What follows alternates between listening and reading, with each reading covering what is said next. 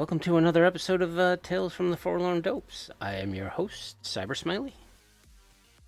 I am your co-host, Wisdom. We've got a fantastic show for you guys today. We're joined by Melissa Wong, freelance writer, and for our Talsorian. Yes, welcome. Hello, Melissa. Oh, she's not back yet. Sorry, we jumped the gun on that. That's my bad. She told Wait, us. Yeah, she's here. We were just saying hello. I said hi, good evening. Did you not hear that? No. It might have stuttered. Technology, all that Alright, fun sorry about stuff. that. No Yeah. worries, Yeah, it's not no, your fault. Blame it on the bits and bytes. Yeah, there's Um, always some tech stuff going on in the background that's giving us headaches. Yes, so for those who don't know who Melissa is, she is a freelance writer for our Talsorian. So she has done, let me get my list up. She has done Danger Gal Dossier, in which she did Puma Squad, as well as the Mission in the Back. She's also written a adventure in Tales of the Red, Street Stories. She also did Adventures, Tales... actually. Okay. I was going to say it, but Tales of the Red, Hope Reborn with Devil's Cut. You also did a couple DLCs that got reprinted in Interface 1, which was Elfline's Expansion Pack 1, and Interface 4, Halloween Scream Sheets. Was there anything I'm missing on your creds? The data pack. Data Pack, sorry. No. So there's that. So Melissa, we have a thing that we call or at least I call it, the full auto questionnaire. It's short questions with short answers. So there are no wrong answers, but there might be a right answer in one of these lists. So first off, 2013, 2020, or 2045? 2045 for various reasons. Your favorite cyberpunk role? Oh god, I can't choose one. Everything I play, you know? I would have to say Nomad, though, at this point. Yeah, that's right. Nomads get all the love. Favorite piece of cyberware? The Kibble Warmer. Favorite cyberpunk weapon? The good old assault rifle. EQ, please. Favorite cyberpunk red or 2020 book?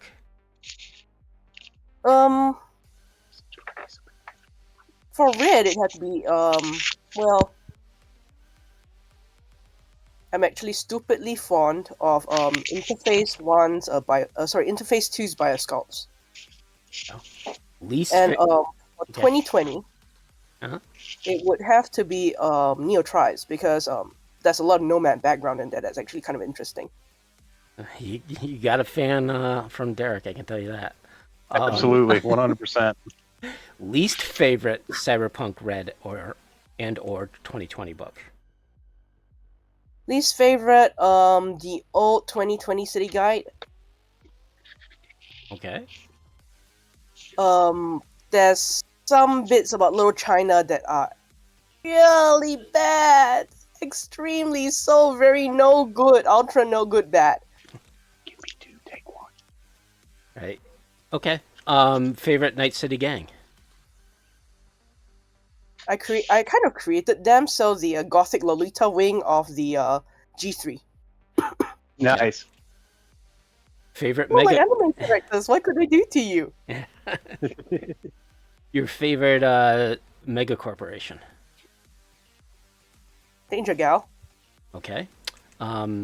You've watched Edgerunners anime, so Lucy, Rebecca, or Kiwi?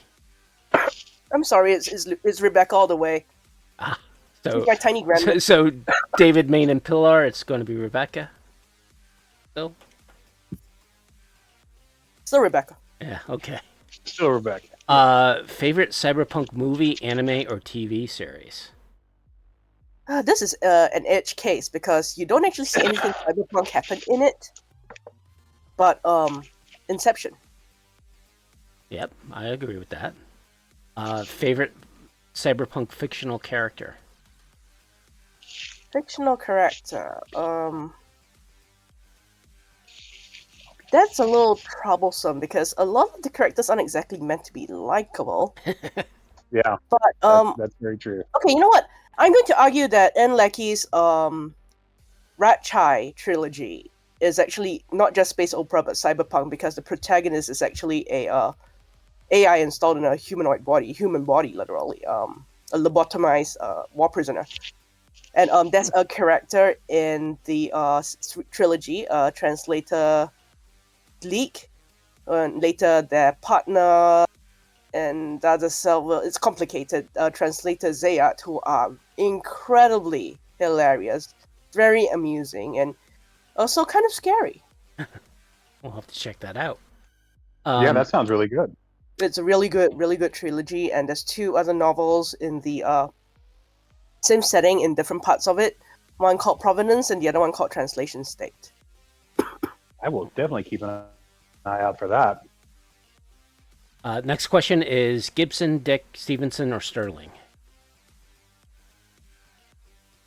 They all have kind of drawbacks as writers. Gibson has is referred to as an authority on Asia when he's not that much of one. So it's a very 80s view of the world. Yes. Stevenson can't write an ending to save himself, and so I have to say Sterling because he's got the fewest drawbacks of the 3. Okay. Favorite cyberpunk novel? Oh, that's a hard one. I read a lot. I still have to say Idoru. Well, that's a good one. Bad one. Yeah. Favorite cyberpunk comic or graphic novel, if you have any? There's one, but it's actually sort of only circumstantially cyberpunk. It's called David Mack's Kabuki. Oh, yeah, that is definitely nice. The first like 4 story arcs up to Scarab are pure cyberpunk, and then it like shifts hard into this other thing, just becomes something else completely. Well, it's about her journey.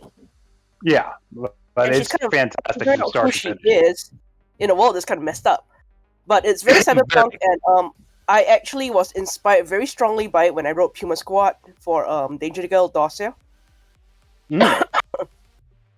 Like, the point is, like, they have fans dressed as them. Yeah. You can never pick out the real one. That was taken straight from Kabuki. Because the agents of the know are fashionable to dress as. I should have picked that immediately. Yes. Yeah. So the last question is Shadowrun cyberpunk? Yes. I am of disagreement. It is both cyberpunk and fantasy. Cyberpunk isn't just a monolithic thing. You can't really write... Like, some people would argue very strictly that Ghost in the Shell Standalone Complex isn't cyberpunk because it's about being the man. But it is cyberpunk. It's just, late cyberpunk, post-cyberpunk. Right. So, because you can't really cut a genre up into discrete categories like that. I would say, yes, it's cyberpunk. It's not the same as the typical cyberpunk, but, it is still cyberpunk in trappings and attitude to some extent. Yes. It's just cyberpunk can be more than a genre. It can be more than a theme. It can be just a setting. Yeah. Like people argue about that stuff way too much. There are definitely lines that I draw, but certainly Ghost in the Shell or Akira. Ghost in the Shell is straight cyberpunk. Akira is cyberpunk adjacent, as is Shadowrun, but that's about as. That's the line I draw, is cyberpunk adjacent. If you want to say no elves in cyberpunk, okay, what about elf lines? Yeah. Well, no magic in cyberpunk, right? But then you have I don't know, man. Some programmers act like they're wizards. Yeah, that's true. Well, sure. And if you actually break it down and think about it, how the cyberware works in Cyberpunk Red or 2020 is still pretty much magic. You're not thinking about where's the power source. How does this actually work? Isn't there scar tissue building up that rejects? Yeah, they don't go into that. It's sort of a black box that lets your character do things. Well, it's all nanites, right? The gray goo. It's It's handwavium is what it is. I mean, we've been arguing about this since the 90s. But you know, like, how does world's rejection work? What's the most ubiquitous piece of cyberware is? What's that? A pair of glasses. Well, yeah. Cane, walking stick. Yep. So that's the question there. Manufactured. Okay. Aid in. So the human experience. Pretty much. So how did you get into tabletop RPGs? You don't mind asking. A nerdy kid, I read a lot. Eventually, I started reading about these things called RPGs, and I thought, hey, I could poke around at that. I started AD&D. I played a very, very badly statted thief because I was like, well, if I'm only getting these like 6 measly hit dice, 1d6, right? Yep. I should probably put more points into Constitution. So she had a Con 16 and a Dex 14. Oh. Or trying to play a wizard back then. Like that. Yeah, AD&D that was my first character. Wow. So after AD&D, how did you end up finally landing in Cyberpunk? After AD&D, I was like, there's got to be more out there. So, in a gaming shop, I just go through the books politely and, not making a fuss. And they let me browse, and I would just save my pocket money until I could buy one and then try to get a group. So after AD&D, it was Vampire the Masquerade, and oh my god, I wanted a group that was very D&D-ish, so it's just combat hijinks in Vampire the whole time. And then I wound up playing a couple other White Wolf games. Mage, Werewolf. Werewolf sucked because of the group. Again, it was very teenagery. Yeah. Mage was interesting. Then I got into other companies, and that's when I got into Cyberpunk 2020, and I was like, that's a really interesting setting, but if you do the math right, it has a lot of gear creep. Yeah. Yeah, that's the one thing about 2020 is, what we call the gun porn and a lot of gear. I don't play gun porn, but you gotta balance it with what's gonna happen if someone with just the starting books, right? The core book. Rolls a corrective assistant with all the little add-ons. You start getting something like, Pathfinder optimization syndrome. True. Where like starting PC is competent, and then you get the guy who's got all the source books, and he's like a god. He's a freaking kobold god. Pun. Yeah. Freaking psionic. Yeah, that can happen very easily and almost instantly if the GM's not careful and isn't paying attention to what his players are doing, and if the players aren't on the same page. Yep. That's really the key to everything. Everybody being on the same page. Mm-hmm. Yeah, and I think the other issue, especially with various games, especially from people who are coming from Dungeons & Dragons, which is basically, kick down the door, defeat the monster, gain the treasure. When you get into games that are trying to be more narrative and more storyteller driven, I think those kind of players just don't quite get it, and it can often lead to like Monty Hall syndrome, right? Yeah. Versus like as a Cyberpunk player, well, first thing I want to do is get a house or a place to stay. Second thing I want to do is get a backup place that I can stay. The last thing I want to do is go fight that guy because that hurts. Right. Yeah. He can kill me. Yeah. So you started with 2020? Yeah, I started 2020.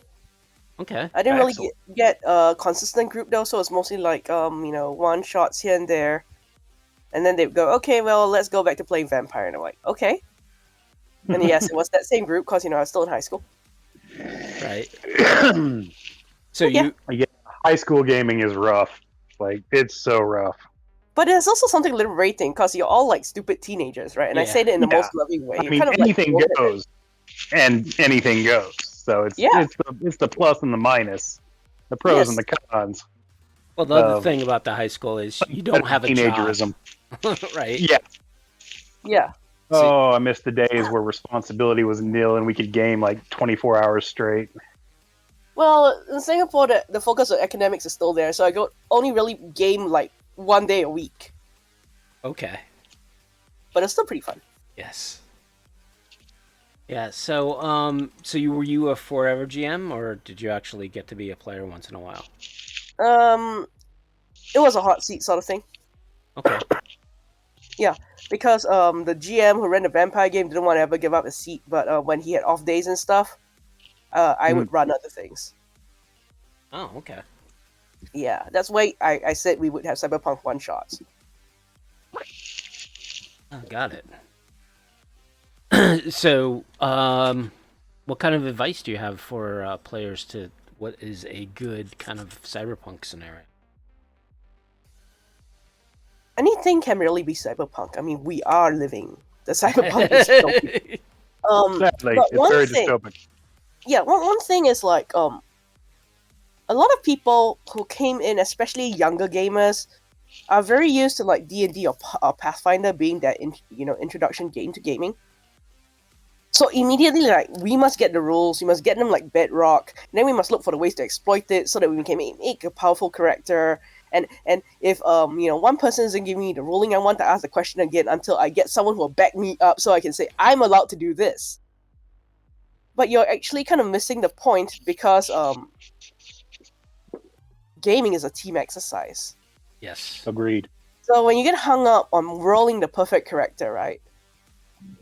Or even like the narrativist other end of this problem where you come up with 50,000 words of background story and you insist on every single factor on it being weighed in. It's a team sport. You're not the only soloist in this thing. This is not pool. You're playing football. So yeah, you want to optimize. You got to think of supporting the team. Sure, you don't want to be a liability, but you also, that's also why I encourage session 0 with GMs, so everyone can get the expectations on the table, and this is the line I will cross. This is something I cannot handle. Like an arachnophobe, I absolutely cannot handle anything with more than 4 legs. Can we replace all the spider drones with maybe mouse drones or something? That is something, effortless to do. And it makes a more coherent group. It gives the GM lots of evil ideas to spice up the game with. And when PCs know each other, it's a lot less constantly having bad actors, screw over other PCs. When you get that joint start, you're like, if there's any screwing over, it's done in the spirit of the setting, as opposed to like just constantly backstabbing each other because it's your more adaptive playing style. So I always say, think of it as a group exercise. Think of how you can support each other, because it's a lethal enough system that if you have one combat wombo and let's say 3 non-optimized characters, the GM trying to meet the combat character to make sure it's not constantly boring for them, it's got to obliterate your other 3. I learned that personally in a game that someone ran, because one character was basically a solo exec drug using martial artist who had a team member who would help her pin people, and it was like she was a one-woman machine. And my mentor was just like, I spent a lot of this KO'd. Yeah, and I think, like, especially with the 2020 rules, Yeah. there was a little bit of leveling between some of the characters. Yes, I agree that there was that combat, but even the solo could take a head hit and be out of it, right? Yep. So and that's kind of what at least drew me to Cyberpunk, was 100%. It didn't.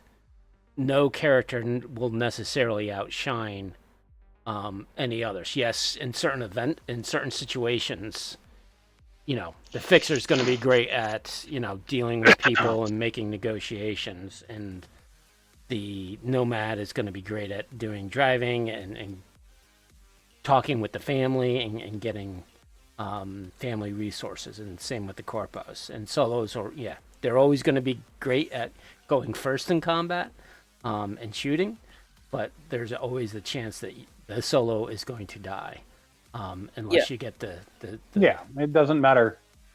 Doesn't matter how powerful, how many fights your character's been in. He could be a Navy SEAL, like combat god, and all it takes is a 12-year-old with a zip gun in an alley with a headshot, and he's gone. Yeah. That's will the comment. beauty of the system. The skill I have used most in the game that I'm playing in right now is science culinary. No, Interesting. that's a new one. My nomad is the team dad, and because he's eaten fresh food, growing up, he can't do kibble. So he's the guy who lives in his combi but pays a fresh food lifestyle and is constantly feeding the other PCs. Oh, nice. I Yeah. like that. Yeah, because that's the one thing that 2020 didn't have was the, hey, if you're going to eat kibble, this is what it's going to do to your body. Yeah. Versus what's going on with Red. And well, in his case, it's not so much like health issues; is that he has tasted proper food and he's like, no, I'm not eating that. It's drag. It's no. Yeah.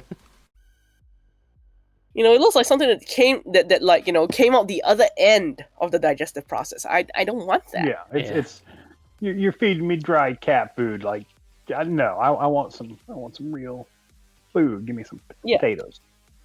And the fun thing is, because we are running a bar, he's also the bar's bartender. So I'm just rolling like these like critical successes on, culinary and like coming up with like ways to make the bar profitable constantly. It's a cosplay bar, so it's like 90% references and weeb snacks. Yeah. And that's kind of what's great about role-playing games is that kind of you can portray quirkiness, and it doesn't always have to be combat, right? It doesn't, your character doesn't have to be centralized on achieving, being the badass of the world. I mean, he's no slouch in fighting because he's a very standard, reliable AR build. Yeah. I didn't want to like buy into too much stuff. It's just like a guy taking away with an AR every round that works. And he Jolly put us through a gauntlet, and Jolly is my GM right now. He put us through a gauntlet of 4 cyber bears, and he was just consistently doing damage. It's like, that's nice, I don't have to crit fish. No. Yeah, we got to get Jolly to come on to this. Oh god, Jolly is so fun. Yeah, I met him he's Gen very Con. evil. He's a very evil GM. And I say that with like all the love. But yes. I very much like the things I've seen him, the homebrew stuff he's done. Mm-hmm. He is in the upcoming, but no release date released Edgerunners Guide to Night City. Oh, that's a good fit. Yeah. So he is actually a freelancer now. Excellent. Yeah, so tell me how you got hooked up with Altar Saurian, and how'd you become kind of like, I would say, the next generation of Altar Saurian writer? I actually have background in gaming before that. Okay. It's a little industry secret. I wouldn't even say a dirty secret, but some prolific game writers. Okay, so let me just start by saying role-playing games doesn't pay. Most time your writing rate can range from 10 cents to 4 cents per word. Those are rates people were being paid in the turn of the century, and I mean the 19th century. People were being paid this in 1920, 1913. So most writers have lives, families, and day jobs, so they aren't solely game writers. You'd have to be extremely successful. So I actually lived in Austin with a couple game writers. And when crisis happened, they would basically say, okay, we are going to hire you to ghostwrite a chunk of this, a chunk of that. So I actually have game credits that aren't under my name because it was a work for hire contract. So I already knew how to write gaming stuff, and I was in a Cyberpunk game when I was in Austin, and I started posting the 20 things lists and like World Brewery stuff. I call it World Brewery because it's homebrew, but it's like based on the setting as loosely described in Red, and what I saw from 2020. So I was unfolding things from there and going, okay, this is what random roll tables, and I got a private message from Jay Gray saying Mike Constance likes them so much he wants us to buy them from you. Pardon me. So that's how I got started with Red, using my own name as a writer. So after that, he asked me if I was free to do a single adventure for Street Stories, Tales of Reddit Street Stories. Mhm. I was like, yeah. And halfway through the writing process, they told me one of the adventures submitted was so sleazy, they decided not to work with it. Could I write something else that would fill that spot? So I only planned to write one adventure for the book, and that was having got a Stitch to Wear with the the suits that went missing, and John Doe. Everyone loves John Doe, I guess. But the second one about the movie shoot actually came about because he had an emergency. He needed someone to fill that spot, and I was like, okay, I can do it. So I wrote 2 adventures for the book. After that, they've been asking me to write ever since. Nice. And have you? That's awesome. I'm glad to see that environment is still alive and well at Artel Saurian. Every time I talk to one of the Artel guys, it's just this warm, welcome environment where once you're in, you're in. Yeah.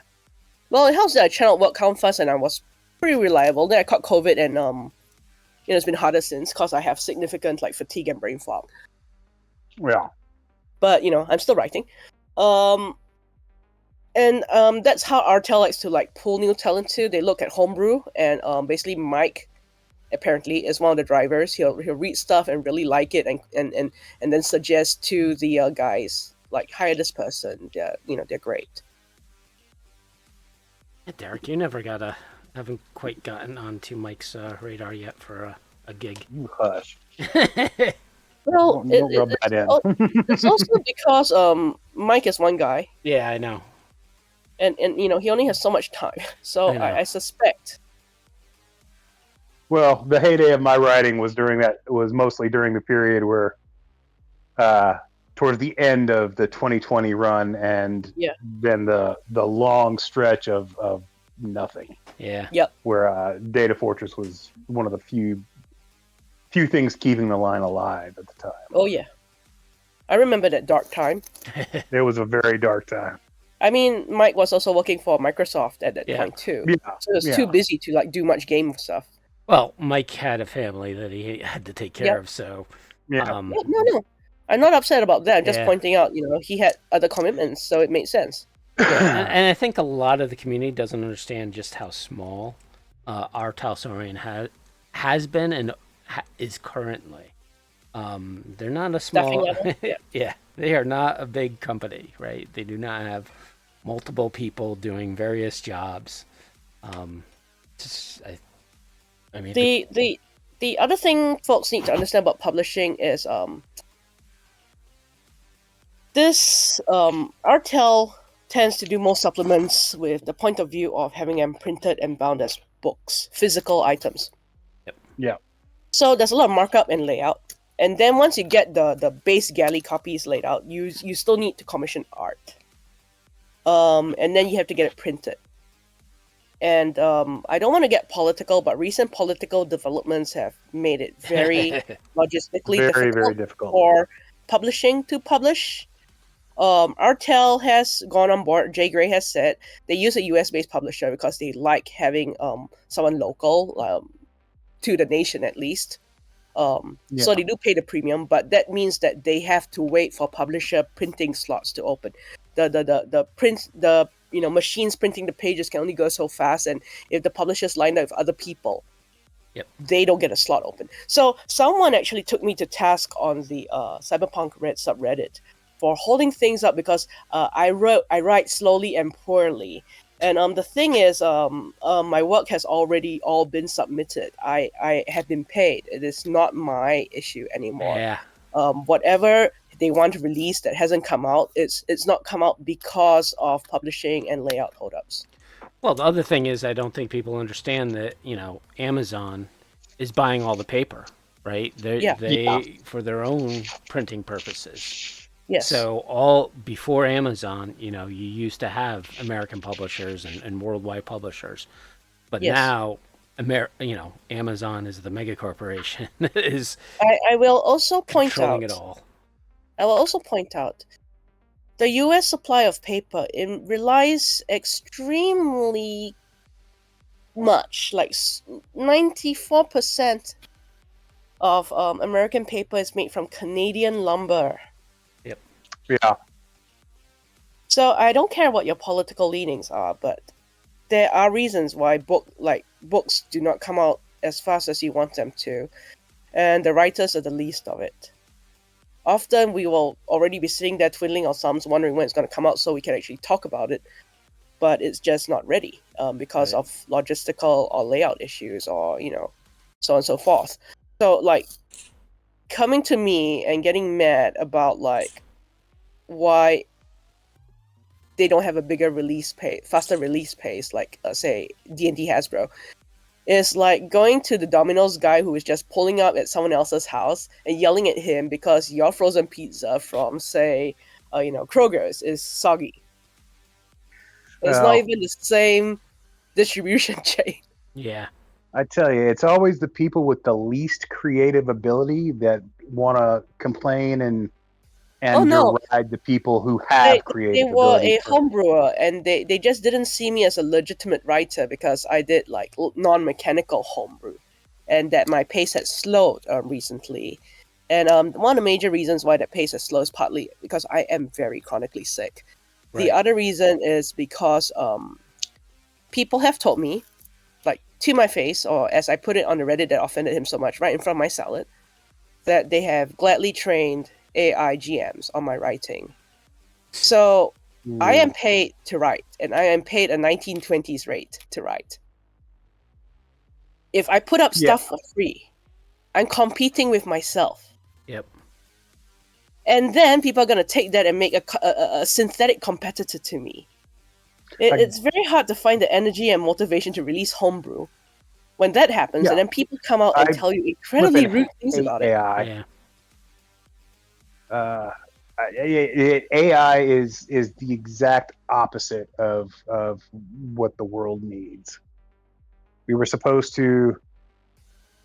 was supposed to do the hard menial tasks to free us up to, pursue creative interests.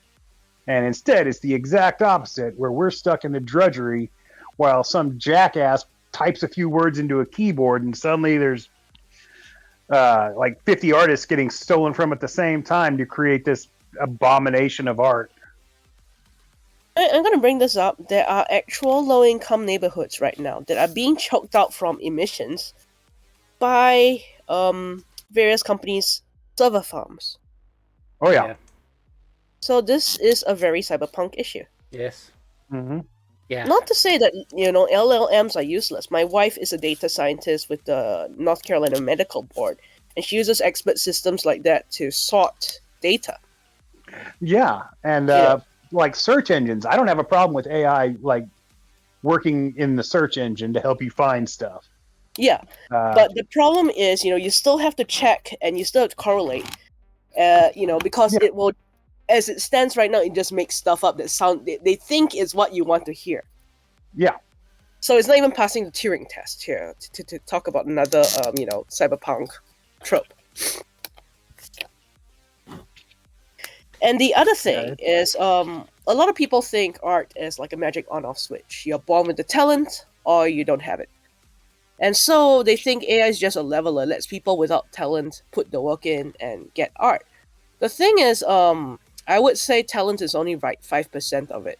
Often it's the start, because if your drawings are slightly better than the other kids at school, you're going to feel encouraged, you're going to keep working on it. And then you're going to put that work into it, and it's that work that actually makes you a mature artist. Yeah, it's you connecting with the form and then practice. Yeah, but it's like 95% sweat and crying and horrible critiques, And if you want to make art without going through that process, you don't really want to be an artist. You just like the idea of being an artist, and you have no idea what art involves at all. And if you really do want to continue, you might want to reassess what you think an artist is and what artistic practice actually is. Because I did 90% of BFA before I transferred to a university that didn't offer a BFA for the major I was in, so it's a BA. But it's still a fine arts major because of its theatrical costume production. So I put in the time. Yeah. And that's the thing. It's like, people say I'm elitist or I'm ableist, and I'm like, I'm a disabled writer, and you're literally stealing from me. Yeah. To train your GM. What is this, Well, the other problem that I don't think people quite understand quite yet with the AI is they're like, yay, I can create stuff with it, and guess what? No, You can't you can't. copyright it. Yeah. So I can copy it and use it, and I don't I have to can pay claim you. it's mine right now. Yeah. The ink's still warm. Oh, I did this. This is me. Another reason I stopped drawing digitally, I'm doing like physical work now, because then at least I have the original copy and say, oh no, that's mine. Yeah. Yeah. And Also, AI is really, really bad at mimicking some media, like watercolor and ink and printmaking. It's really good at like that, specific smooth digital style that you get from using a tablet and various art programs to actually physically draw, but it's kind of It crap at does not texture get and the translucency. pencil lines. Yeah. I mean, to me, the worst is, having things like Altar Sarian when they put out their books. People complaining, oh, this looks like AI art. And it's like, no, AI art looks Yeah. like the artists who are creating it because, Yeah. AI is copying from the Yeah. real artists. But yeah, it's crazy. But yeah, that's the craziness of the whole dystopian. I don't think that the cyberpunk writers of the past really understood exactly how AI and technology was going to be used, at least from a commercial and marketing way of doing There, things. And a couple of them had some ideas. mm, Total Recall, or not Total Recall, The Running Man, back in 1990, whatever, where all the television was digitized and fake, and they were putting people's faces in, where like that was a warning. It was coming. There are a couple other examples, but that's yeah, the most out there one. Like, give me a minute, I have to mute because my nose is dripping and I'm going to make very undignified sounds. No worries.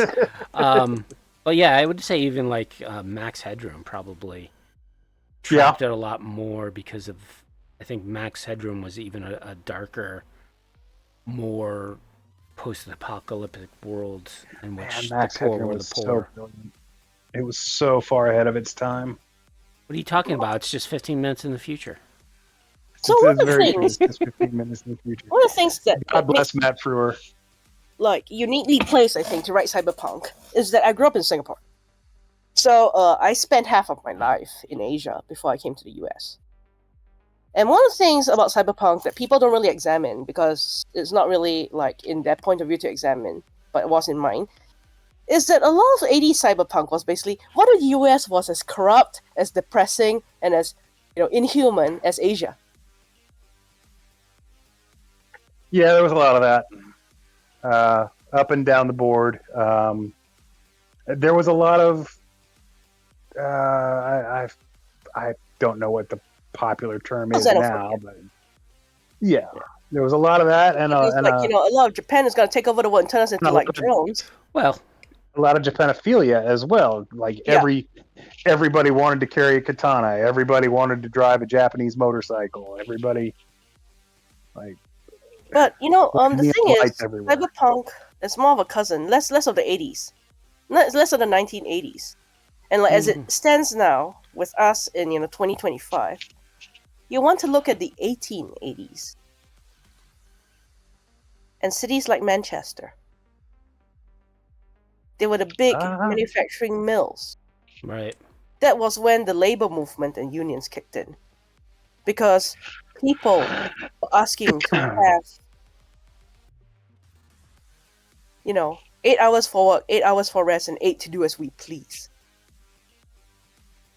I would take that a little bit. Good. I'm sorry. And the thing is, I have a point. So let me meander there because it's getting there. In the 1880s, a suit of clothing was very expensive, even then, because even if you got the material mass produced from a factory in Manchester that was making shoddy goods, a tailor was still going to fit it to your body. So while people wore more and more confining clothing, they could move more easily because their clothes tended to fit better. And a set of clothes would last you your whole life. There'd be enough, like, seam allowance left in the patch, man, unless you wound up in really, really bad situations. A lot of people, when they die, they weren't buried in their clothes because clothes were precious. You could alter them to fit someone new. If there wasn't very much wear, people would undo all the stitching and just turn the inside to the outside to make it look fresh. So people are buried in shrouds. Manufacturing simplified clothing because untrained laborers that are pressed into factory work don't know how to fit clothes. And factory manufacturing doesn't really work for the kind of tailoring that requires to fit a set of clothes like that. So no, it's just a simple pattern. Yeah. So now we come to 2025 where we have t-shirts and, jeans. And when you put on the jeans, they slide down your butt, but they fit you in other places. Things like that. That is what I'm getting to with the whole 1880s labor movement, manufacturing. Right. Our life has just been one long progression of becoming more efficient, but turning out a shittier product. It is the enshittification of life. I'm not saying that manufacturing is bad. I love that. Machining has allowed us incredible things, But in the interest of cheaper, ubiquitous, globalized, we have basically forgotten what it was like to be tailor-made everything. Yeah. We have forgotten what real art is. People aren't in touch with art because they don't make their own things anymore. They don't understand how much work it took to set the heel of a sock. So AI becomes this really easy dream because your labor is completely detached from the meaning of your life. Yeah. As an artist, your labor is completely connected to your inner creative self. But you can't make a living like that. So you work as a wage slave, and every hour you work for your boss, it's disconnected from you. You resent it. You hate it. So, of course, when this magic engine comes in and says it's going to take away the drudgery of making art, you can be in touch with your true self. You're like, oh, but that's not actually where that needs to go. Like you were saying, it's supposed to free us from drudgery. Even the promise of a magic fairy to make art has been enshittified. Yeah. And I love that word, enshittified. I'm gonna use that from now on. Thank you. And Cyberpunk, my vocabulary, as a genre, is about how far can we take the enshittification of life. It's true. Yes, it's true. So, on a grand scheme of things, it's a sociological, economic, and historical exploration of how far can we take enshittification before it starts becoming unbelievable. I mean, at the really far end, you've got Warhammer 40k and the Death Core of Kree. I mean, somehow we ended up in a world that's a mash between 1984 and Idiocracy, and it's not cool. Yep. This is not the dystopia I wanted. No, I wanted my dystopia to have razor girls in leather pants, please. Yes. Exactly. Yeah, I mean, and it's not just AI, our artists that are getting impacted now, because now that that was kind of I would say a canary in the coal mine, because now I know corporations are laying off tons of people who did work, except now they're being replaced by AI because the misconception of corporations is that AI is infallible.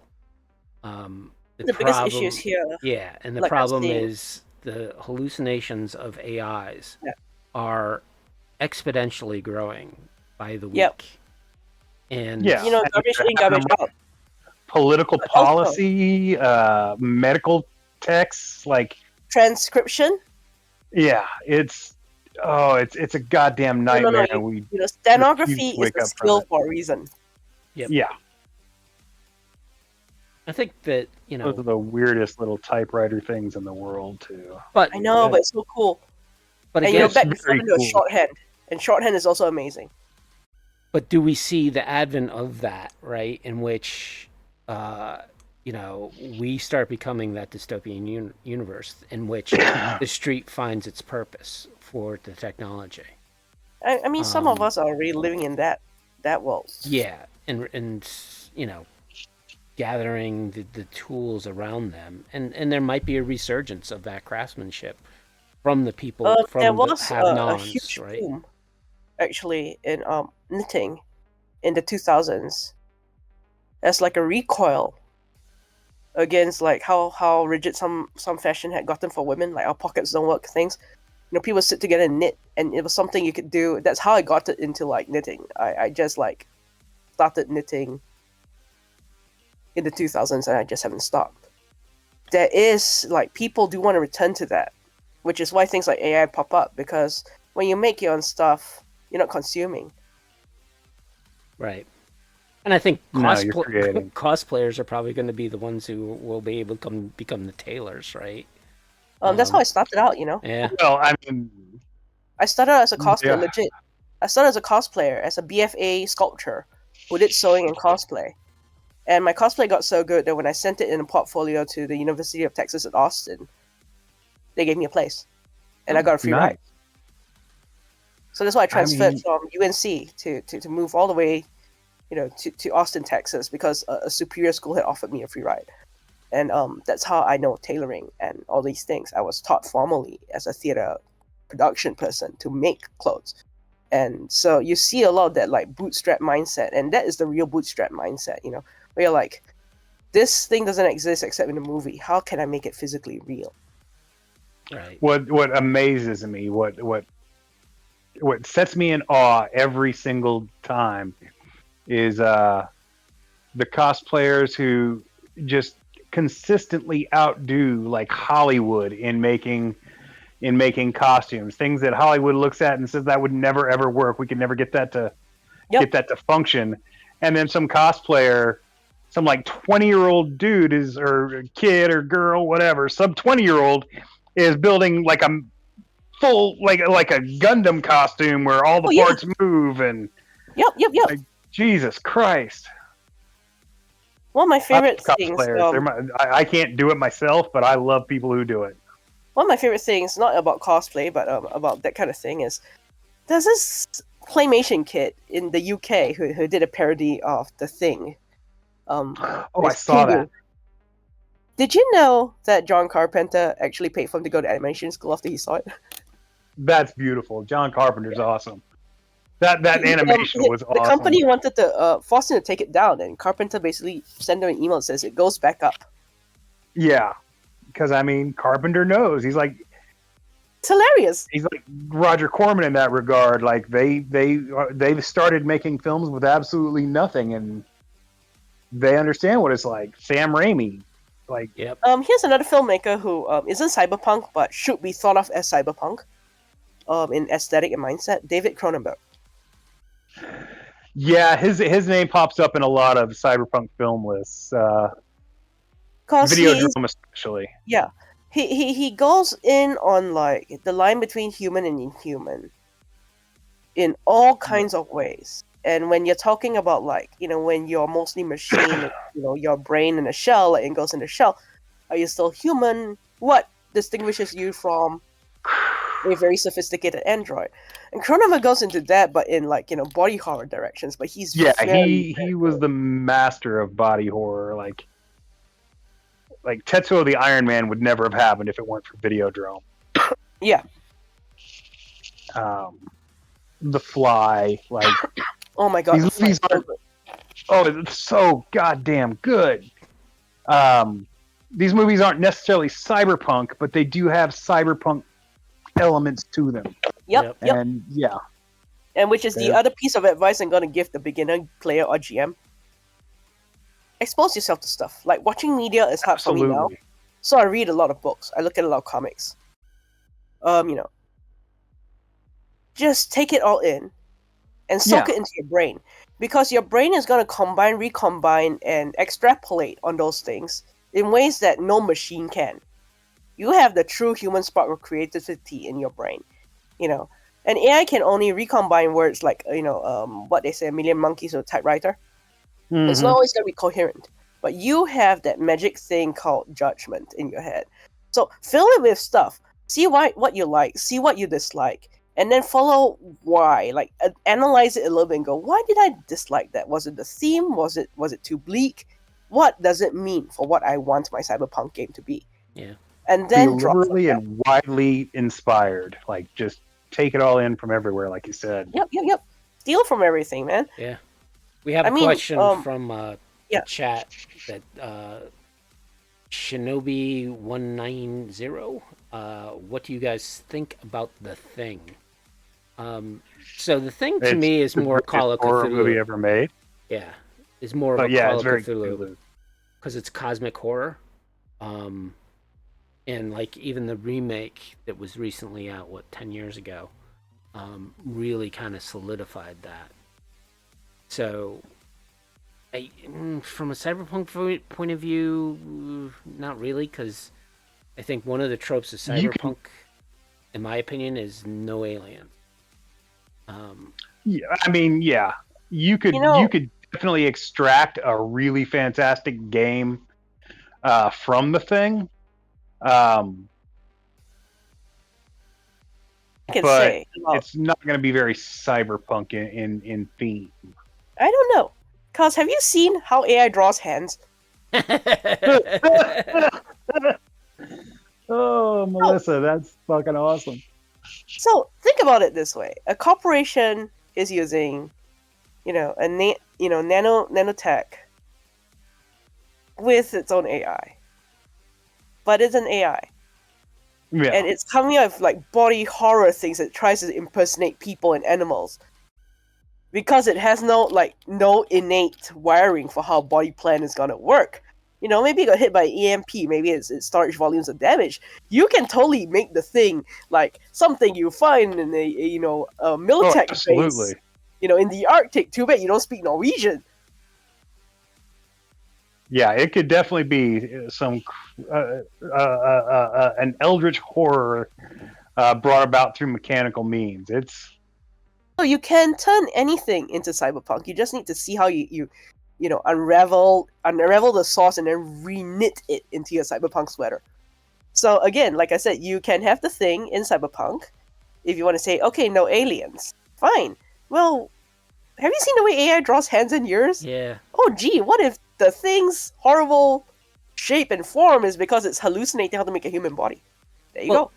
well, I think a closer proximity to The Thing would have been there was a sci-fi series back in 2014 called Helix, Yep. oh, that was a good one. which was Yep. basically Synthetic DNA. a biochemical or bio corporation setting up shop in Antarctica, and Yep. just some craziness going on there. I'm not going to spoil it. I don't Yeah. remember Yeah, but all the really wish details, but there I was thing you know. should watch, a series that kept going. another thing Um, you should watch if you like that kind of thing is Old Studios online shorts. Holy crap! every time I get really interested in a Yeah, cyberpunk series, it gets canceled immediately. They canceled Yep. Corporation, and it was the one of the coolest shows I'd ever seen. yeah, All right. So that movie had next, some great. Yeah. So now that we went off on a wonderful tangent, um, what do you think makes a good NPC? they're just folks, And think about the people you meet, which is very hard nowadays. Unless you work in a customer-facing role, you may never meet someone, who isn't either a coworker or a family member. I happen to do a day job in retail, so I meet a lot of fun people, and I think that's where I get a lot of my NPCs from. I go, okay, what makes me remember them? Is there something I can pull out and anonymize? So like the chicken lady from one of my missions. Everyone loves a chicken lady because it means you get free chickens. Was actually based on a gentleman whose father is basically re-domesticating the feral duck in his yard. The poor man comes in every week and buys God knows how much duck feed. And he's like, yep, dad's feeding the ducks again. During bird flu, he's trying to get his dad to in fact, it's still ongoing. He's still trying to get his dad's taper off because they have 23 ducks in their yard. But that was originally what started the chicken lady in my head. So when you meet people, don't just ignore them. Don't stare at your phone. Just say a nice good morning and see how they respond. And then if it's an interesting response, file it away, and then change everything else about them but that one thing, and throw in a game. Yeah. John Doe was based visually on like a very minor character in Ghost in the Shell standalone complex. He's just an Easter egg. But personality-wise, when I was doing suit fittings and basically made-to-measure alterations at Jose Bank, which was one of my previous jobs before I got COVID and got too sick to do the 10-hour work days, I had a customer who would spend the whole time geeking out with me about the fact that like I was an MMO player and such, while I was like measuring him for a really nice suit and he was gonna work in finance, but like, you know, you get this really serious professional guy on the outside and like inside he's just a massive dork. Very endearing. I was like, they'll make a good NPC. So that's John Doe. Yeah, I think the art of people watching, especially if you want to even be a normal writer, is one of those things you want to do to bring out certain characters. And I think people watching is an art that not a lot of people, especially this day and age, especially ever since the COVID. One of the best ways I tell you to learn how to people watch is when you go into a store and the greeter says, you know, welcome, good morning.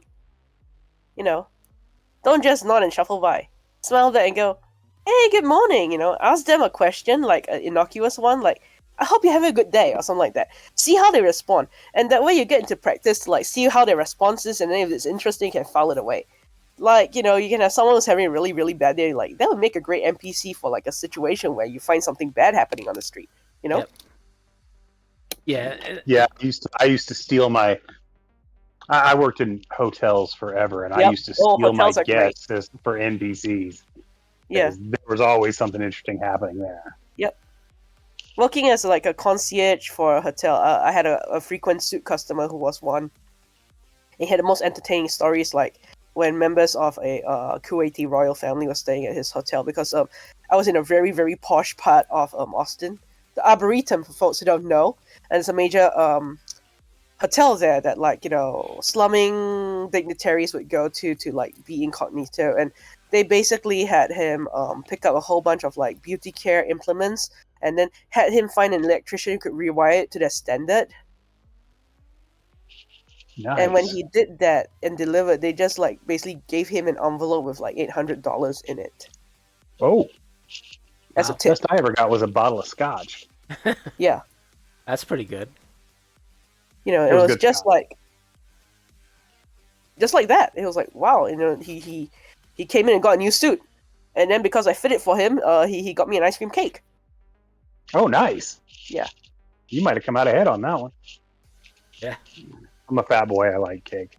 No, it was a really nice ice cream cake from like a place right in the same shopping area too. So, but he always come in, and the thing about him that I remember as a customer very fondly is he always went for silly suit linings. Like he would be like hotel dress code, perfect charcoal suit, perfect navy suit, no pattern except for like, you know, flecks in the weave or something, very subtle stuff. No pinstripes, nothing too aggressive. And, you know, his shoes were always like, you know, black, and he was just this, you know, short hair, neat, very nice, manicured but not fancy fingernails, you know, very well dressed, but he would always go with goofy lining on the inside of his coat, because like they can tell me what to wear on the outside, but they can't tell me what to wear on the inside. He will also wear his you know, his trouser break, traditionally long, so hanging over the heel, nearly hanging over like to the heel of his dress shoe, but he also wears silly socks.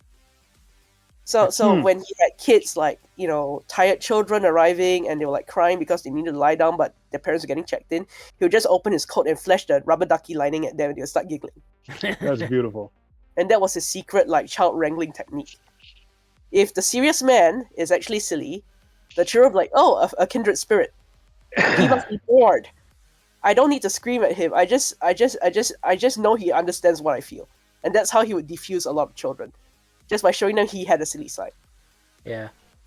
And that kind of works. And, you know, that's NPC stuff right there. Yeah. Yeah, and, you know, I think not only watching people and also taking NPCs from, like, what you're taking in from media. I think one of the things, like you mentioned earlier, is steal, right? Take from everything. Because the more you watch, the more you read, the more you go out, right? The more ideas that'll come to you. I remember watching various shows once I started playing Cyberpunk and being like, I could turn that into a Cyberpunk scenario. And my players would not have any idea that I was stealing from a show that really wasn't cyberpunk. It was something completely different. You know what else is really good for stealing for Cyberpunk? K-dramas. Oh yeah? Yeah, I can see that. Korea economically is dominated by chaebols, which are the Korean equivalent of a zaibatsu. And so, because of the Confucianist influence, there's also a lot of conformity. So there's always these like undercurrents about identity, class, so on and so forth, that actually apply extremely well to Cyberpunk. And it's got very pretty people acting in it too. So it's actually really fun.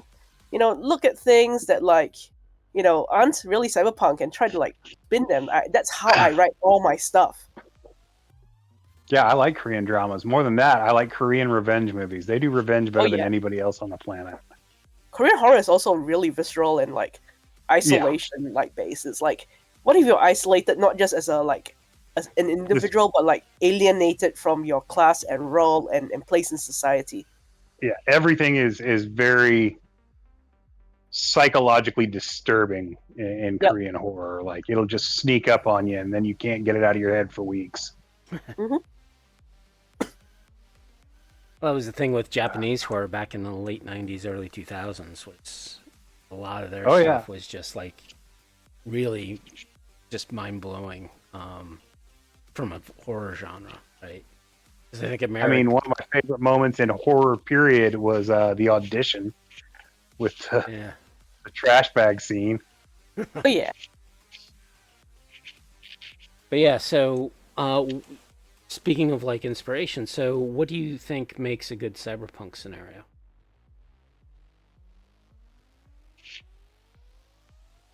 Thing can be a cyberpunk scenario. So the thing is, you can't really just make a scenario. That's just like the GM equivalent of like rolling a really powerful character without having a group input. It relies so situationally on your characters. Like my ideal cyberpunk is like they set a really vile villain and then we at least try to like punk that asshole. Even if we all die doing it, we symbolically say, no, this is not gonna fly. And that punkness is one of the things that I kind of want to do when I play Cyberpunk. Other people want to do things like become transhuman. They want to be an FBC. For them, it's about the tech, So, like, what makes a good scenario is a couple things. One is, it's like, when you're drawing a tree, the hardest way to draw a tree is to draw the tree. And the easiest way to draw a tree is to draw where the tree isn't.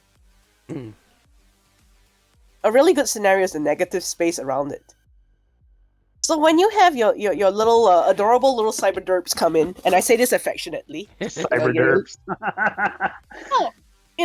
and they go off entirely in the wrong direction, don't get mad. Let them, rejuggle things that you plan later on, so that they have things to do when they go off in the wrong direction.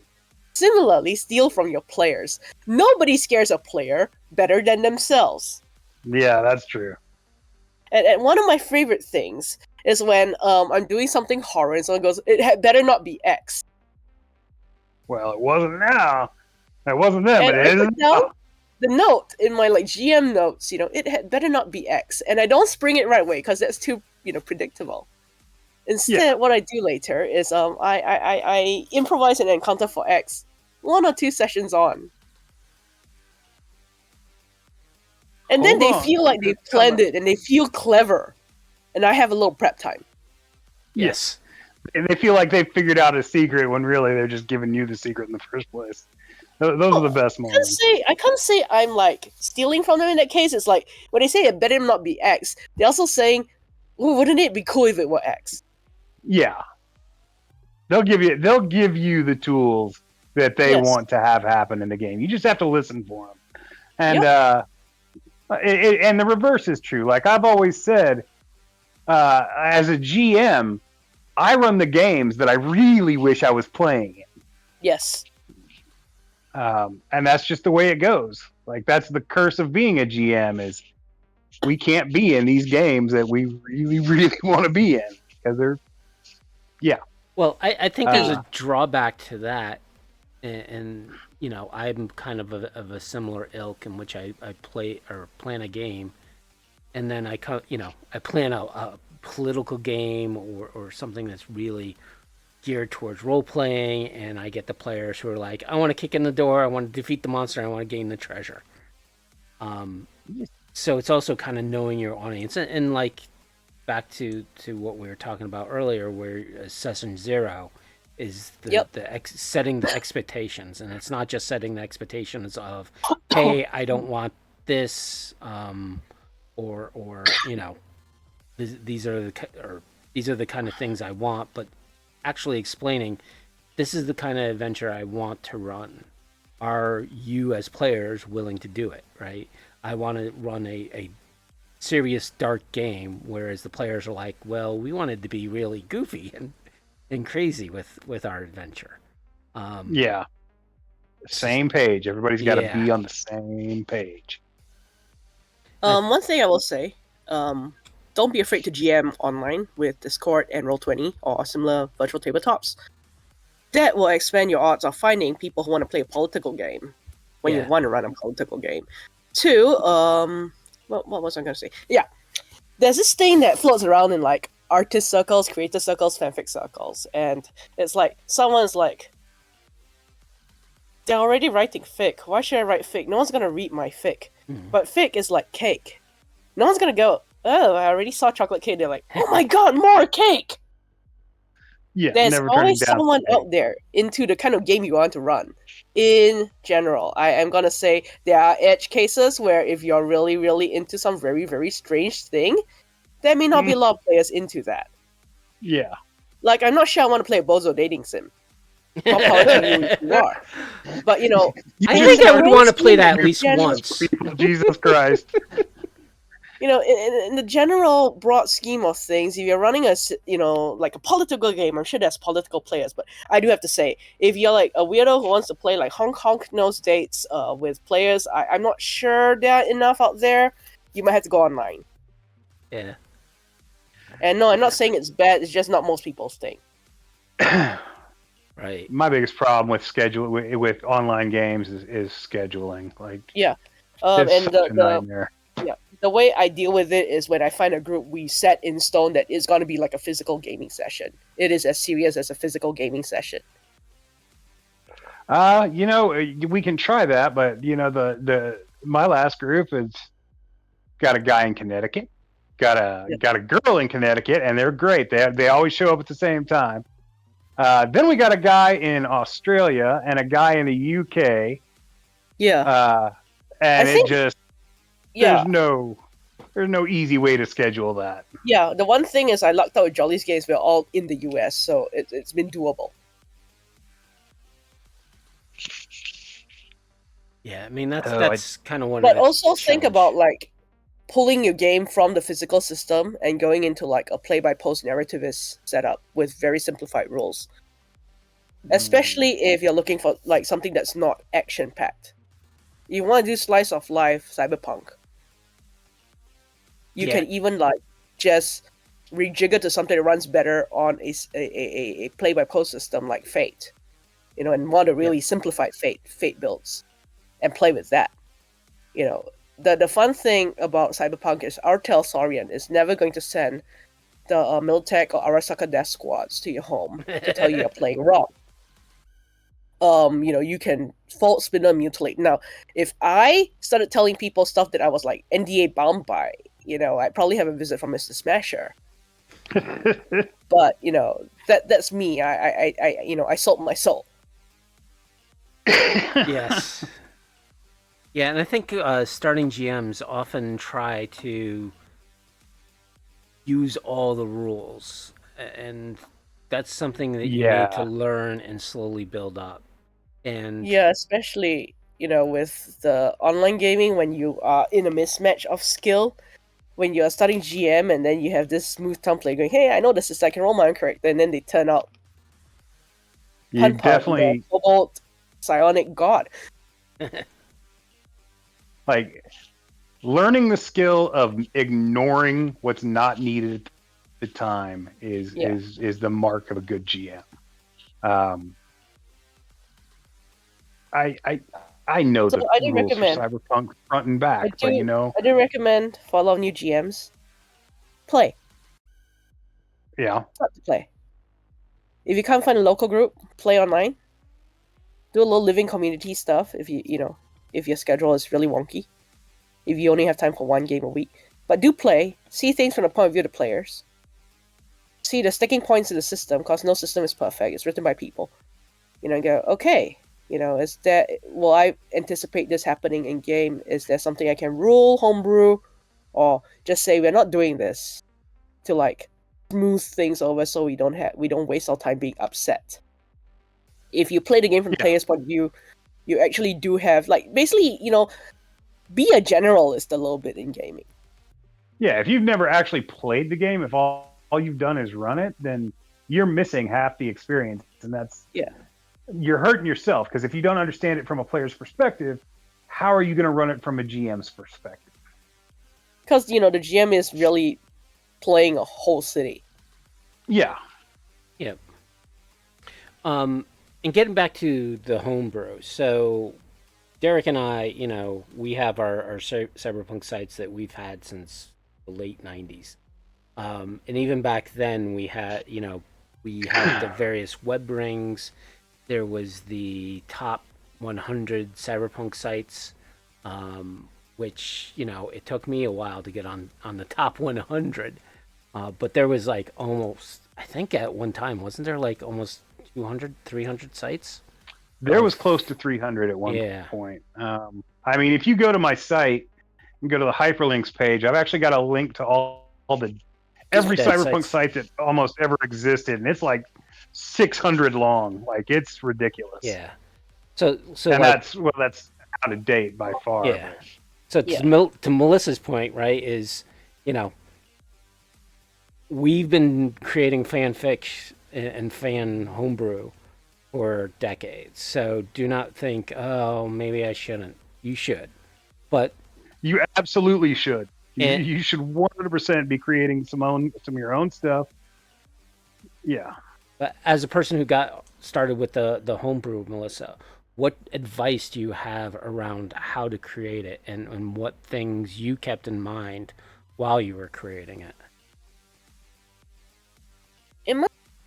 I started because I'm very good at vignettes. I'm very good at little ticky-tack details that stick in your head. So that's why I did those really compressed little lists that you can roll on. So if you're your brain is running dry, you just need that one detail to push you over to get the interaction working. You got it right there. 2 cautions for homebrewers are this. 1, it is not a novel.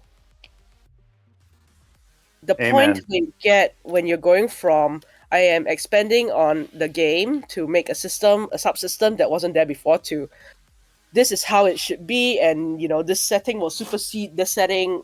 Why don't you just write your own RPG? And 2, make sure you don't over-design something. And I'm going to use an example. I have been bombarded with questions from people who are basically, why don't you have price listings for fashion style in game? So I wrote the style path, which is a very short little thing that needed to be bug fixed a couple times, on how you can just approximate clothing costs for anything you want to imagine and invent that is regular clothing.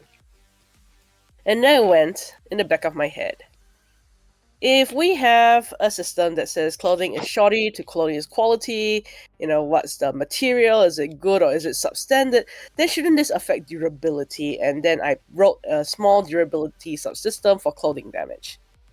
I feel like at the point where you're going into clothing damage for a style path, you might be over-designing it. And I put in the little appendix.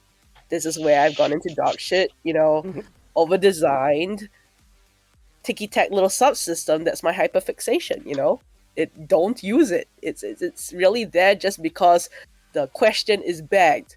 If the conditionary clothing is defined by its qualities and it sets its price, does it mean it messes around the durability? So that's what the subsystem does.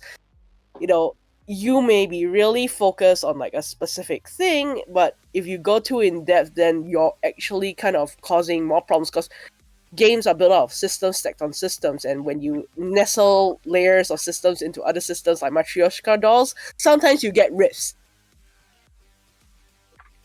Right. I look at it like this.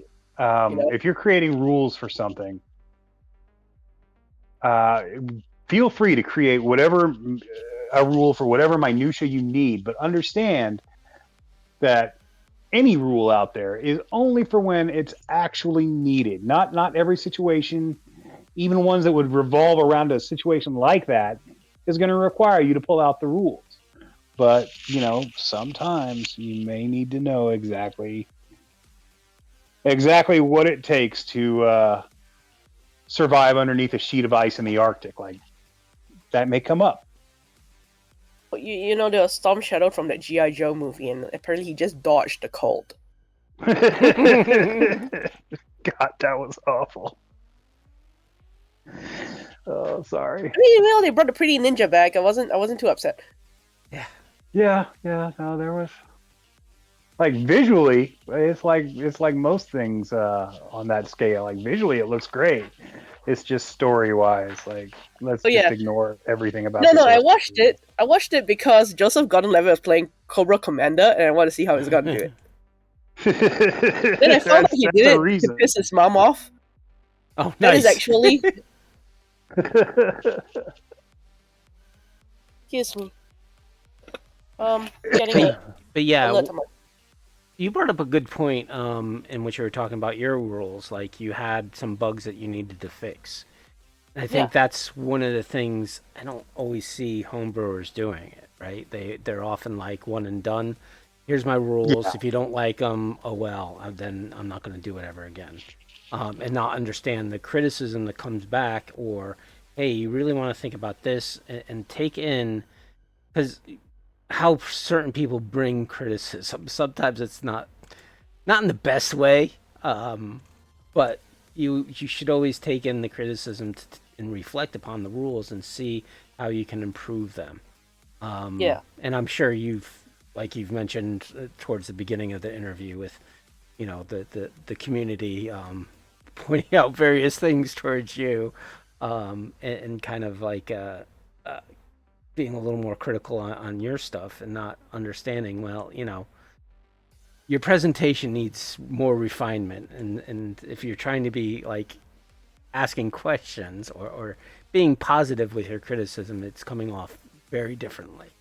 But I think it takes a little bit of a thickening of the skin to look past any type of slights or possible hostility a critic might present to you, and see what value that critic might have to improve. Oh no, that's what the hot coat hangers are for. Is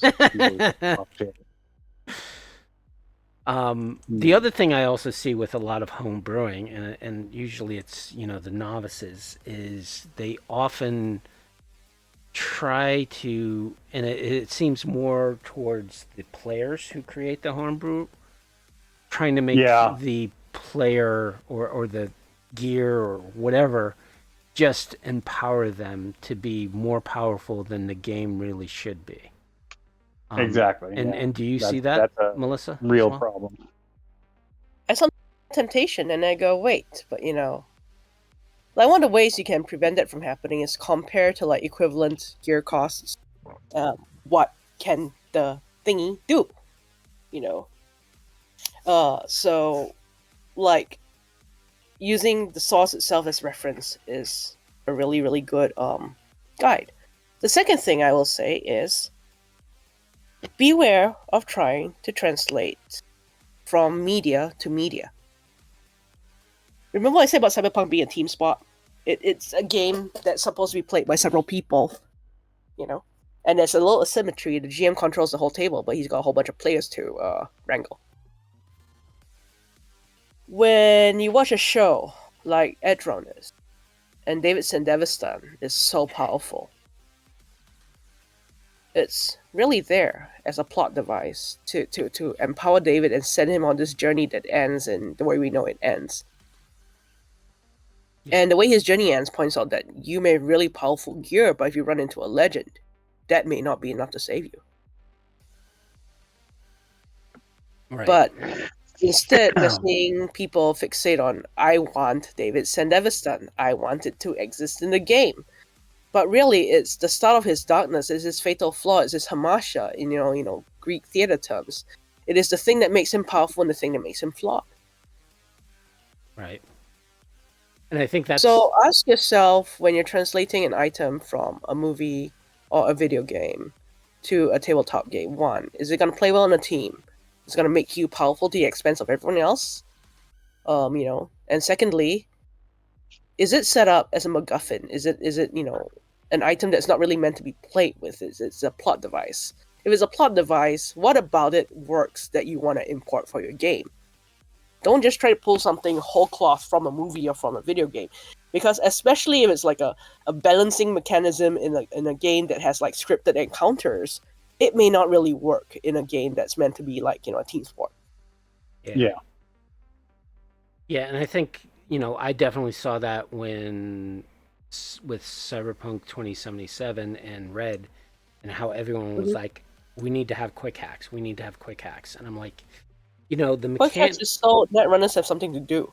The Netrunners always have something to do, whether the GMs know it or not, right? I mean, on a Ludo narrative point of view, it's a gimmick that they gave the Netrunner role in the video computer game. Yeah, exactly. Yes. Right, to translate that, and it was a mechanic to make a video game more playable, or a different way. It would take far too much dev time to actually make an entire, alternative level path that only Netrunners could play.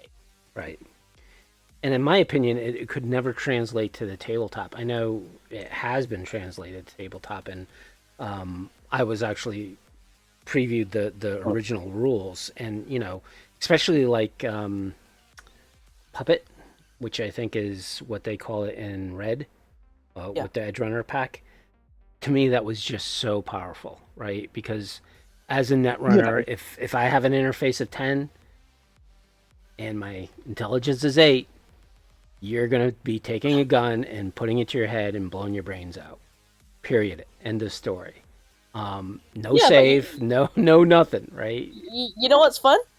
To actually go into that and Ghost in the Shell Solid State Society, which is the standalone complex movie. Yeah. That's the one that's making people kill themselves, and the mystery is about that. So you want to like screw around with it, sure, but don't give it to like a PC and then not specify how it's supposed to be used. A lot of these like situations where something goes completely above board, sometimes it isn't even because of like the company balancing it badly. It's because people start assuming they'll be able to do it like remotely when it requires LOS, so on and so forth. Yeah. Right. So, when you start house ruling, also think about how it's gonna like kabong the game. For example, Jolly doesn't allow dodging bullets ever. You have to get, Ref 8 and the code processor for that. Right. And it's changed how we approach combat. My character is Ref 8, but he's a nomad, so like he has it for driving. Anyway. Well, that's kind of the rules you want to look at, and especially as a GM, you always want to be consistent with your rules, because that's the expectation of the players. If it's going to work this one way for this NPC towards me, then that also has to work the other way as well, right? So if I do the same thing that NPC did, then that then I should be able to do exactly what they did.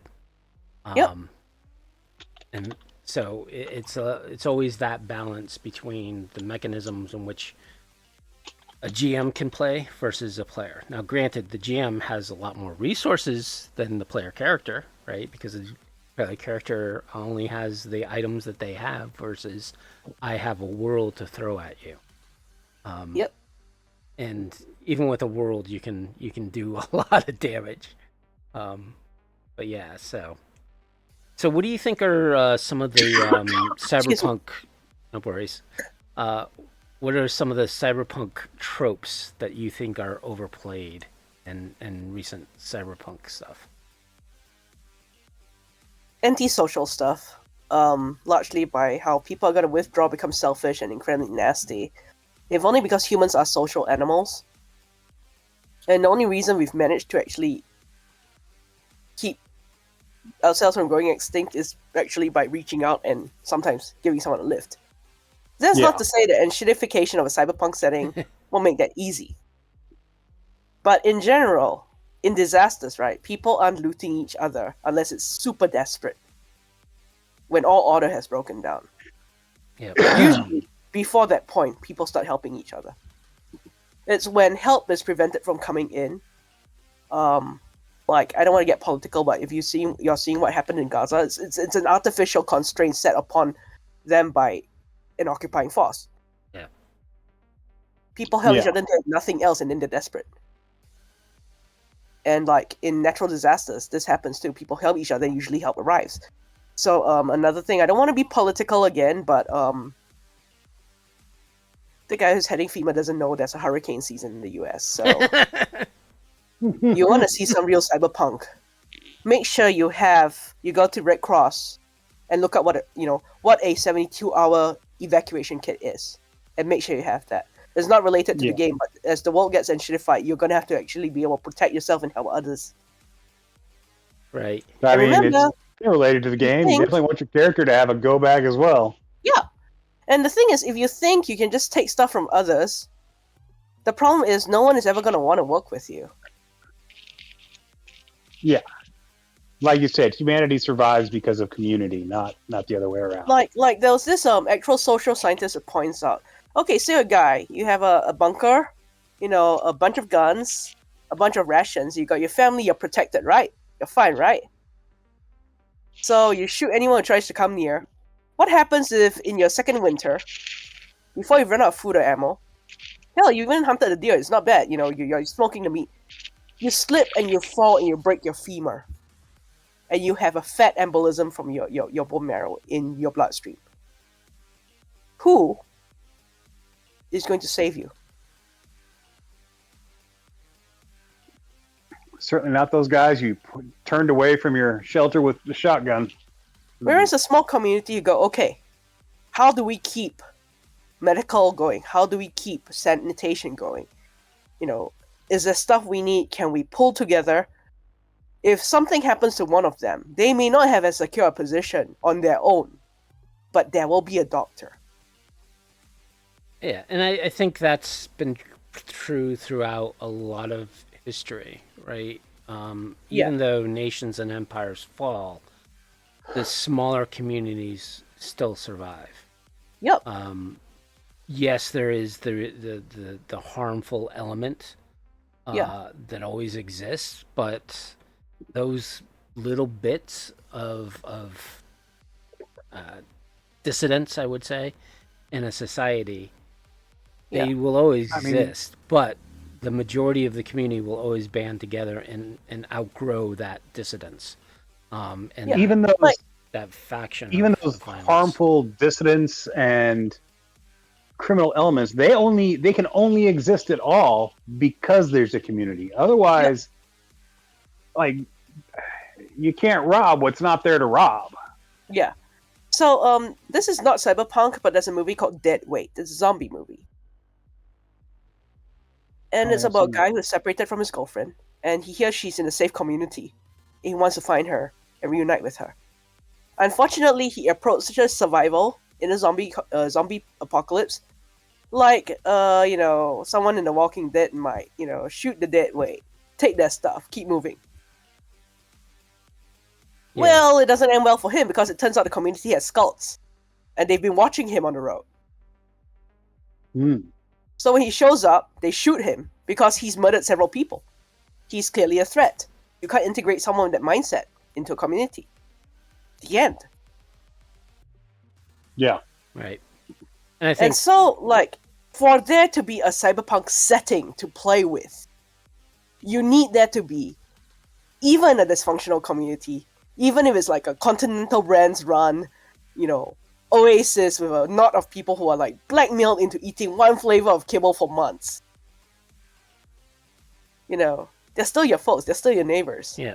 And like that old Arab saying, me against my brother, us against our father, the three of us against our uncle.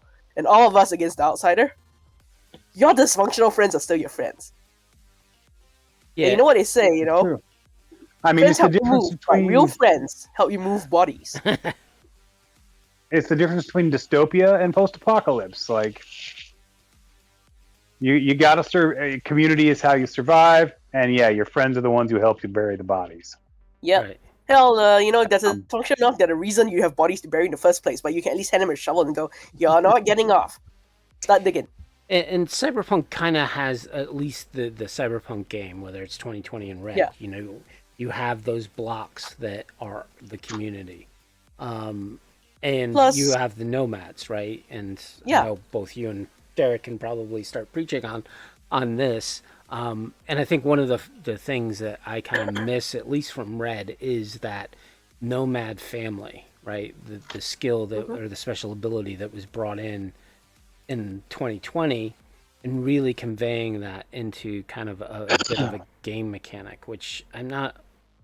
I mean, it's not fully lost within Red, but I think there is some element that is a little not quite there, at least from a 2020 player point of view. One of the things I will say is like a fixer alone. What are his abilities gonna do? You know, a solo alone. What's he gonna do? How's he gonna get places? How is he Yeah. going to get healed? How is he going to get his weapons? How's he gonna get his next job? Like, You know, so while you know, the problem I think on a like I wasn't involved in the writing of Red. I was pulled in to write after that. But one of the things I think is they wanted a tighter group focus. So, you know, the problem with a Nomad's family is they can really drag things away from the group focus. You know, it's like the Nomad and and his family, and then everyone else just has themselves. It starts becoming a bit much.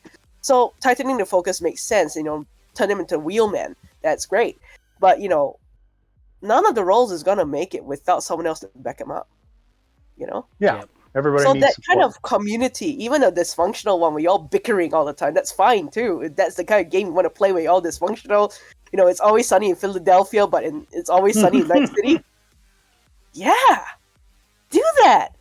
But if you want to bicker, you still have to have people to bicker with, unless you want to like set up sock puppets for each hand and have them yell at each other. You know? Yep. So, being too antisocial in Cyberpunk is a problem because you start going from like grim and, you know, dystopic to what 40k fans like to call grim dirt, where it's so dark, it is self-parodying, it's even beyond satire into just plain silly. Yeah, And you want to avoid it in Cyberpunk because it's meant to still have more verisimilitude than 40k. Yeah, and I think with Cyberpunk, you know, having that community and building up those NPCs with the players, when those NPCs either are attacked or something bad happens to them, it really becomes a very strong motivator for the players to fight the injustice that is the Cyberpunk world, right? And I've That's used exactly that what mechanic happens so much in, times in my games. That's exactly what happened in one of our games with one of my sessions with Jolly. We are actually defending a neighborhood we're not in, simply because we were watching a martial arts tournament and we found out that like basically the local protector of the tenement was defeated by cheating, and now they're gonna try to eminent domain the place by, you know, basically muscling in on her because she's lost her cred. And we're like, that's not fair. They cheated. I don't like cheating. So now we are like putting our business and our butts on the line, possibly get killed and targeted by, you know, mobsters and stuff, because we don't like cheaters. yeah. Make your players care just a little bit about the world, and you can entangle them in so much trouble, I tell you. Yep. I mean, that's the key to running a good game in the first place: is get your players invested. Yes. Which is why I included the traffic cone man in the NPCs you meet on the subway. He's weird enough to be charming, you know? Yeah. I think that's one of the things that, as a GM, you want to make a quirky character, because it seems players are always drawn to those weird characters that you might make. Because if your world isn't really like quirky, right, and entertaining, then they might as well just go play Skyrim. Or any video game. There has to be flavor in your world beyond just everything sucks and there's neon lights. Yeah, because you also run into the issue is like, why do I care about this anyway? You know, the deadliest words in any media. You know, if they can't change anything, they won't have buy-in.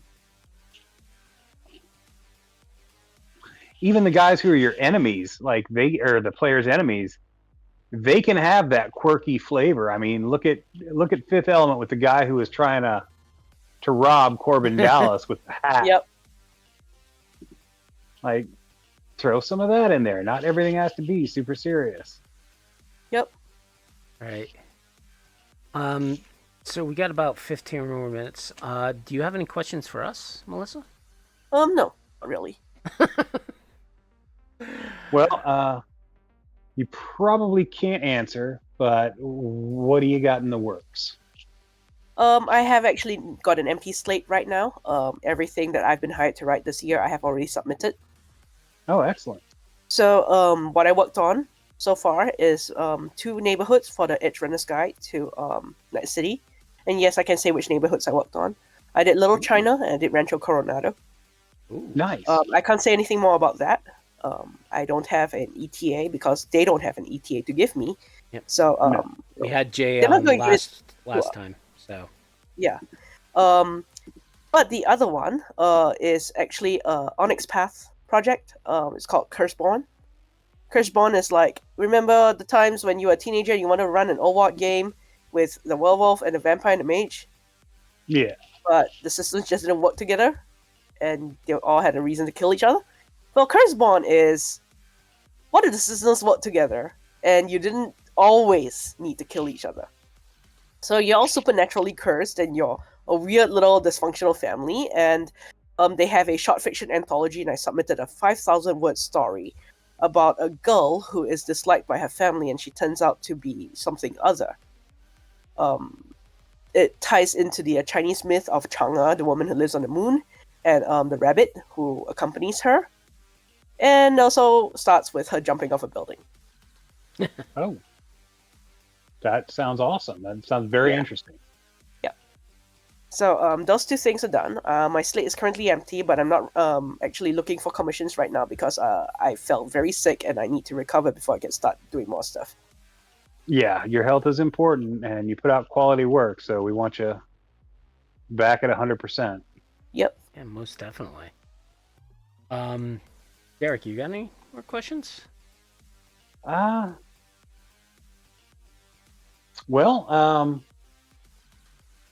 what are your plans on the gaming front? You got any new campaigns coming up? Me? Yeah. I am planning to maybe run a game, but those plans went out the window when I got sick for 3 weeks and missed a lot of day jobs, so yeah, I have that'll to wait. happen. But I am actually digging myself into Fantasy Life I, which was very comforting, like chicken soup, where I was like sick and unable to do anything but lie in bed and cough.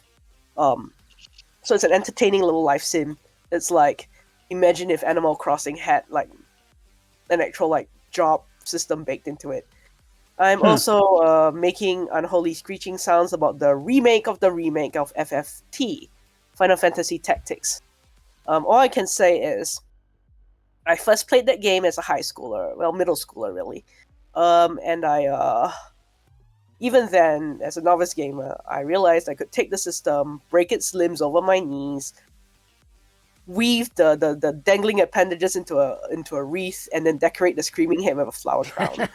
So I look forward to like a third time round, breaking the game completely into flinders by doing incredibly stupid grindy stuff like, leveling up as a certain job and then leveling down as another job by stepping on traps. Nice. Get the most out of the game every time. Yeah. It's just fun just to see how far I could push the system, Cool. Yep. Awesome. Yeah, so I'm out of questions. Derek's out of questions. You got no questions. So we're ending a little early, but Melissa, it has been a pleasure talking with you. Absolutely. It was great. You are outside of James and Jay. You are the first. Well, actually, no. Tracy Hearn is our first freelance you writer. just had her Yeah, so a little while ago. yeah, we're starting to get a lot of the because we've interviewed pretty much 80% of the 2020 writers. Yep. So now we're working on Red, so we're finally catching up to modern times, as it were.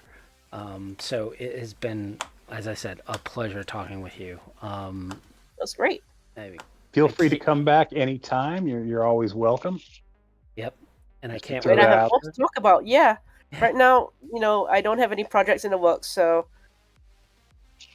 we'll figure it out. Well, honestly, I can't talk about the projects anyway because NDA. But I don't want Smash the Senpai to show at my door. Yeah, Mike probably also has Morgan Blackhand to start. I was gonna say Michael send Morgan before he sends Smasher. Yeah. Well, my joke about Smash the Senpai is because I'm the one who, when I was originally homebrewing and shitposting on Reddit, I kept throwing in Easter eggs about the Adam Smasher body pillow. and then they went and made it official in Black Chrome Plus, and I was like, no. I didn't write that. I think it was James and Jay. Yeah. That makes perfect sense. Yeah. That sounds like something. But apparently after enough Adam Smasher body pillow jokes, they went and put it in, and I was like, oh boy. Yeah, when we were talking to Ben Wright, because this was after 2020 70 came out, and talking about Adam Smasher, I was like, so he was an NPC, right? And Benjamin was like, no, he was just a voice of a character I created for writing an article for Solo of Fortune 2. I'm like, wow. And then how that character kind of I just lost audio decades. Completely. I missed everything you just said. I'm sorry. Basically, I was talking about Benjamin Wright and the backstory behind Adam Smasher. Yeah. And the creation. So, anyways, thank you so much. We're going to do our little outro. All right. So, I am Cybersmily. You can check out my stuff on cybersmily.net. Lately, I've been working on a Cyberpunk Red Combat Zone army builder. I just did a release last week, doing some enhancements to it. I am on the various Reddit threads, Cyberpunk Red, Cyberpunk 2020, Cyberpunk Combat Zone, as well as the 2077 stuff. I'm on a ton of Discord servers, as well as my own Discord. So if you do like @Cybersmiley, good chance you're going to ping me. I not on Facebook, not on X, not on Instagram. I am on Blue Sky. So I am dipping my toe back into social media, so you can also check me out there @Cybersmiley, at bluesky.net. I forget the actual handle you're supposed to use, but anyways, that's me. I am Wisdom000, your co-host. I run Datafortress2020.com, the largest, most comprehensive site dedicated to the Cyberpunk franchise out there. I also moderate the moderator admin, the Datafortress 2020, Cyberpunk 2020, and Cyberpunk Uncensored groups on Facebook. I don't do Twitter, but you can find me on most of the most of the same Discords as Smiley. You can also find me on Reddit, where I lurk. I occasionally jump in, but yeah, I've got a presence there. You can get a hold of me. Right now, I'm in the middle of updating my archive. So if you've ever created something for Cyberpunk, any iteration of it from 2013 to Cyber Generation to 2077, if you've created something, content rules, whatever, feel free to reach out. I'd love to add it. beyond that, yeah, absolutely. Thank you, Melissa Wong, for joining us. Thank you, Rob Mulligan and Cybernation Uncensored for hosting us. Everybody out there, stay safe, and we'll see you again in 2 weeks. 2 weeks. And we'll have another interview. Good evening. Not sure who it's going to be, but yeah. Great. Good night. Good night, everyone. Good night.